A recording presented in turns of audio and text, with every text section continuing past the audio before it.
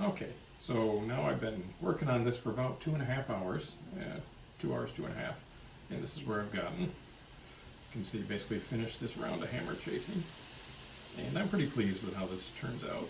You can see there's variation. I've got the convex line, sort of the trenches, giving the raised peaks, blending into the I have the concave shapes blending into the convex shapes, smoothing out the lines that just kind of work along and kind of taper out an end. It's all good. Show you this area here where that had the intersecting line, and that worked out. It's a little subtle here.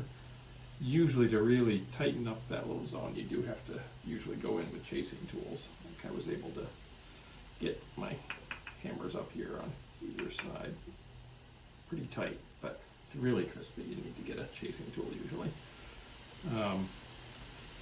So at this point, also point out, as you're doing this, it tends to compress the metal in, so the space inside gets a little smaller. So it's kind of interesting. You see the wax starts to actually push out.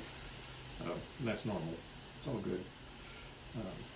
So now, yes, at this point, I can either just melt the wax out, finish it up as it is. It would be a nice piece. I put a rim on, patina, all that. Or I could empty the wax, anneal it, refill it with wax, and then go back in and do a second round of hammer chasing. And in that second course, what will happen is I can push these even deeper and get these lines to come up even higher and crisper. Can be a nice effect. On this one, I think what I'm actually going to do is melt the wax out, refill it, but then I'm going to go back in with regular chasing. I'll sort of use this as a canvas, more interesting shape to develop other designs and lines working over it. I'm not quite sure where that's going to go, but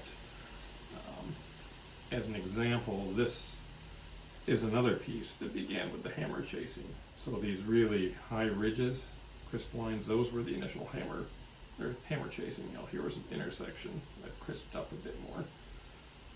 But then what I did is I established some of these other designs and just kind of worked off of what was happening here.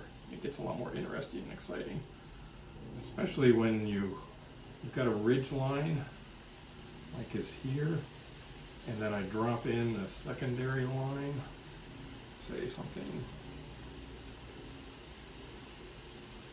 along here.